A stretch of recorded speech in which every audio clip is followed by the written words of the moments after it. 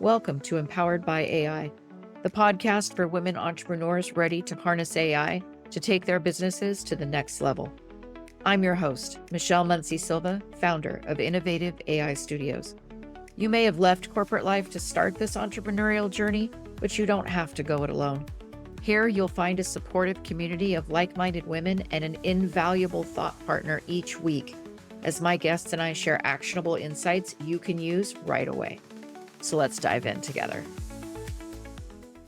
It's interesting. I was having a conversation with the dean of the School of Economics. They've launched a graduate level AI program, or is it a certification program? It might be a certification program, but we were talking about he actually is having his professors over the summer. They have to retool their courses to include AI and help. So that conversation we had the other day about AI in education, all the way from K through graduate school and beyond, is a thing. And he's saying that he's given them the mandate that they have to, by the end of the summer, have all of that redone. Interesting. I am super looking forward to having this conversation with you. Are you okay if we officially dive in? Sure. I was looking at your questions and like, okay, can I answer these questions? Hey, we're gonna go where the conversation leads. Trudy-Ann, Armand, you are in a safe space. Good. I like safe spaces. So we say that it's a brave space, right? A brave space. There you go. You are in a brave space. So let's introduce you to friends. Let's introduce you. So Trudy-Ann, Armand, you are coming to us for the very first time on the podcast, but not the first time as a speaker. We first saw you speak at AI Renaissance, and that was a fascinating conversation. Your career spans healthcare, aviation, enterprise learning systems. You've done a lot. And you have not only done all of that, but you've emerged as this just powerhouse of a voice in AI. So can you enlighten us? What was that moment as you were going through these experiences where you realized that AI was going to play a role in your world? So I think I did it a little bit backwards. I initially got into or started having interest in AI for personal, selfish reasons. I was overwhelmed and I needed help. And my very first thing, this was in our business, was around helping me with content and creating copy and things like that. And then I started realizing, oh, so in addition to that, I can strategize, I can brainstorm, I can create frameworks for things, I can bounce ideas off. So it started to grow exponentially. And then I said, okay, that was me playing in ChatGPT. Then I started playing in Perplexity and Claude and Gemini and Manus and Is it snowballing? it's like snowballing. So it was like, I keep going back and editing, looking at my tech stack. Okay, do I really need all 5 of these things? Do I know I have Midjourney? And so I'm like, okay, do I pull back on some of this? I have Sonos with the music. And so it's really, I feel like my brain has stretched and grown over the time that I've been playing with AI. Has it helped you? Because in the fact that I know you have these roles in a day job, but I know you're also doing your own personal business. So, because you have more hours in the day than the average person. I know you do, because you're getting stuff done. Has AI impacted your ability to scale, your ability to innovate? How's that helping you? Or is it maybe overwhelming? It's definitely helping, right? Because a lot of what I have all these sticky notes in my brain, right? There's, okay, I'm going to do this or do that. But when I engage with AI, I'm able to start putting some structure to things and then making it so that I can then, if it's something that I can automate, I will automate it. But I have all this additional structure and not just the framework, but the build, because I'm using it to build out or build on these ideas that I have. So that's really for sure. I would not be able to do what I'm doing. And I've added, I thought I was busy before, but now I've added on all these additional things. So I need to make sure that I keep pace with that. That's the sticky wicket because AI frees up so much time. So I guess technically, if I would stop, it would. Yes, I've been up to I was up to 1 in the morning. The other was 3 a.m. So yeah, I think I need to. Yeah, like you said, I have more hours in the day, but now I'm bleeding into the morning. It's okay to talk about addiction. It's all right. It's Yes. all right. You're in a safe space. See, we're back to the safe space now. Same back in safe space. Yeah. Now, you've also led digital learning for complex industries. So I'm wondering what opportunities for AI over there. How is that unlocking learning and opportunities that might not have been possible even just a few years ago?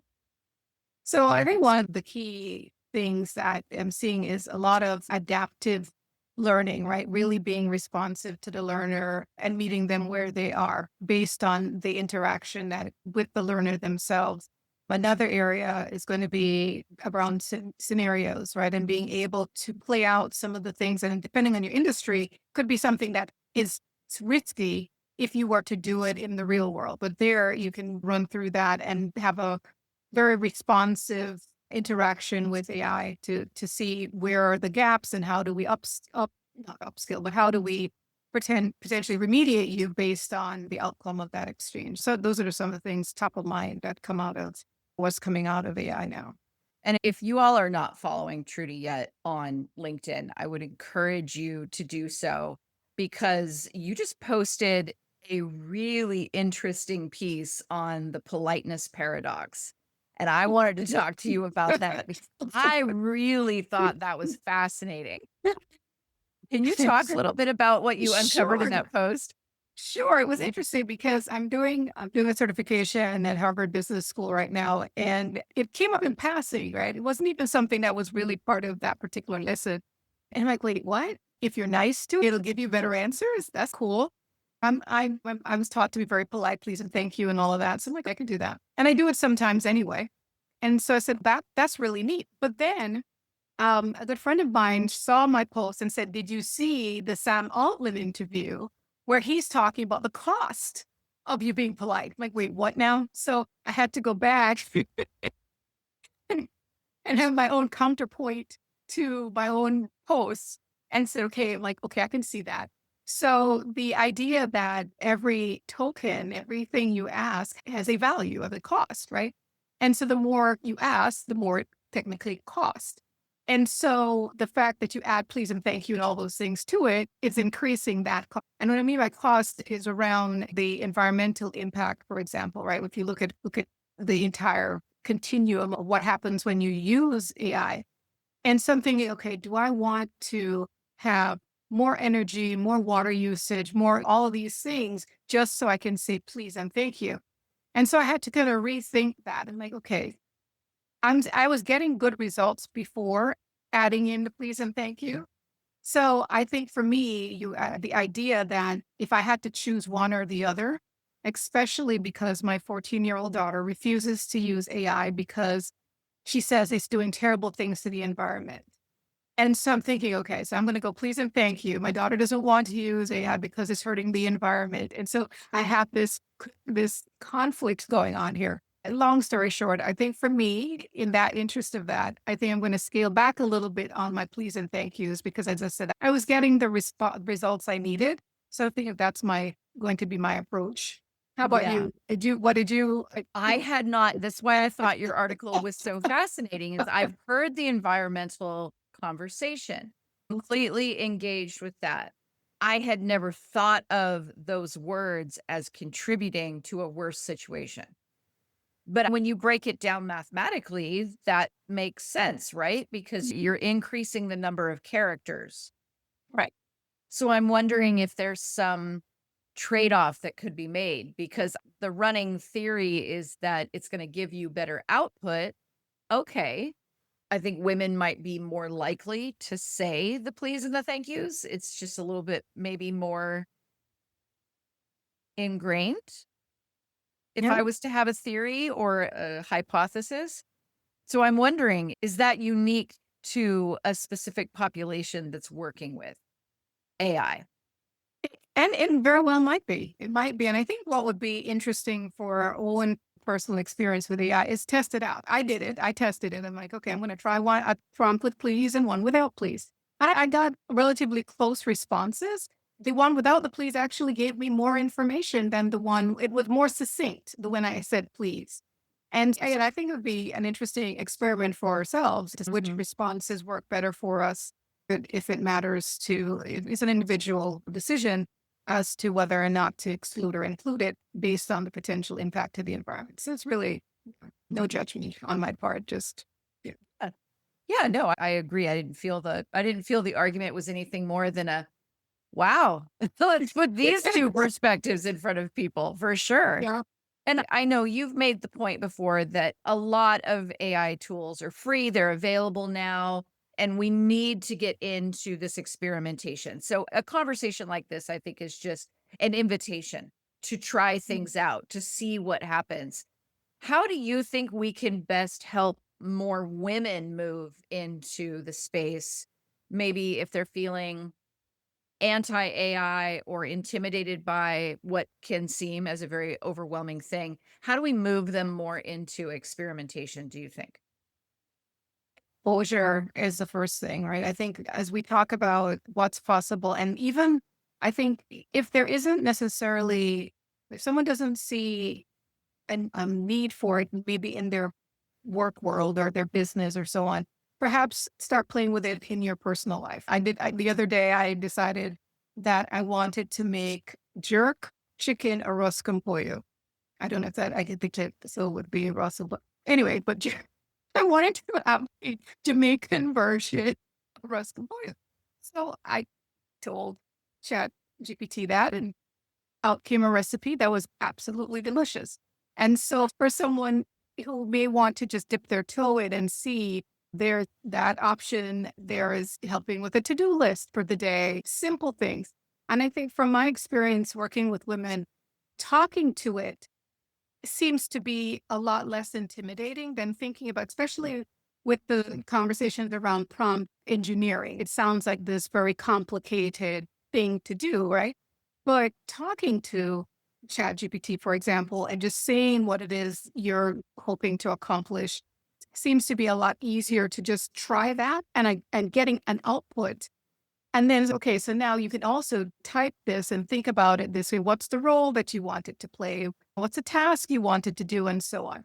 So I think that would be the first thing, is that introduction. And then sharing for us as a community, sharing and having other women see us and how we're using it and where we're going with it. And the fact that there's so many different avenues to go down with AI, right? So there's the ethics, there's the education, there's in business, there's so many different avenues to go down. And I think as we, as folks in the space, start showing up and showing what we're doing and what our output and our outcomes are, I think that'll also help encourage other women to get involved. And I'm wondering how you see it transforming like workforce development because I've been reading a lot of articles that it's not necessarily the entry level force that might be as impacted as it is going to be the leadership group. And so I'm That just wondering how you see AI transforming that workforce development in that various sectors. That's an interesting thing. I actually have an enhanced perspective based on a session I attended yesterday with some HR professionals. And there was talk about the fact that middle management is at risk, right? Because, and there was an article recently about the compressing of that layer in organizations. Some companies are actually mandating that leaders have more direct reports so that they can flatten that organization and remove some of the what they consider fat from that layer. But the need for leaders to, and by the way, let me go back a sec. So when we talk about some of the jobs that are at risk, and these are positions that traditionally you think, okay, I went to school for this. I have this job that, this is, I'm pretty set for life. Accountants, attorneys, So it's not just middle management. There are professions that are being severely impacted by the fact that data, which is what the LLMs, large language models, are built on, are fundamental to these other jobs, right? And that's to me that blows my mind, right? Those are positions you thought were safe. And so, as far as how we think about what we do going forward, we have to be really agile in continuing to learn. Like you said, that AI literacy is going to be key from the top down. So we need to make sure the top leaders are AI literate, that they understand what it can do, what the risks are, and then looking at the tasks that people are doing and which ones can be done by AI. But then, what are the tasks that need or would benefit from having a human involved in it, as human in the loop conversation? And even yesterday, someone was disputing that whole human in the loop, that very soon there won't need to be a human in the loop. And actually, a human in the loop can cause additional errors. And they were talking about healthcare, for example, that there's some risks around a human being in the loop versus just reviewing the output of the AI at the end. So the entire way we look at work is going to change. And I think looking at how we prepare ourselves for that is going to be really key. Even having a career path is going to be completely different, I think, than what it is today. And you've balanced that corporate career with advocacy work, with we brought up your own business and community leadership. What helps keep you curious and avoid burnout? Or am I Um, wrong? Are we not avoiding? yeah. So that's my little secret, right? It's a running joke that the one of my businesses, Her-Mine, which is a gift box company for women filled with products from women owned businesses, that I market self-care, right? That's the whole premise of the box. But I don't practice self-care. And one of my friends, I'm going to out you that you're not practicing self-care, which is what you're selling to others. So yes, I do suffer from burnout, honestly. But what keeps me going, what keeps me curious is especially in the AI space, it's around learning. I am invigorated by the continuous learning, that every day I'm learning something new. Every single day, it's something that I can use to expand my understanding. And also the people that I'm meeting you, meeting Anne, meeting all these wonderful women who are doing amazing things in the space. I'll get up just for that alone. Yeah. I'm really enjoying this. And the flexibility and how I can adapt and integrate AI into all of the different pieces and things that I'm doing. And what would you say to a woman? Because I know we have the joy of being in a community together. She leads AI. And it is so energizing to be with women who are also curious, who are also willing to dive in and learn. As you said, what would you say to a woman listening right now who thinks, yeah, no, it's too late. My ship has sailed. I have picked the career. I'm stuck in it. What would you say to someone who feels like it's just too late to start? Absolutely not. Absolutely not. And it's funny, just this past weekend, I was talking with an author, have an invitation to be in an anthology, and it's for women 50 and over. And during the conversation, we're talking through potential topics and things. And I was talking to them about AI because they didn't know me for the AI part of it. There was another way I was introduced to them. And these are women over 50, some well over 50. And all of a sudden, the conversation lit up around AI and invitations to come and talk to different people and do different things for this group because they are AI curious as well. So to say that at any age we are feeling that, or any woman who feels like it's too late, it's not too late. This may be the opportunity to realize some dream you had way back when that you put aside because you didn't necessarily have all of the pieces in order to do it. In our group, we see people who are doing amazing things with art, with video creation, all kinds of things, and they weren't necessarily traditionally thought to be artists. They might have let go of that dream because they focused on maybe something more traditional.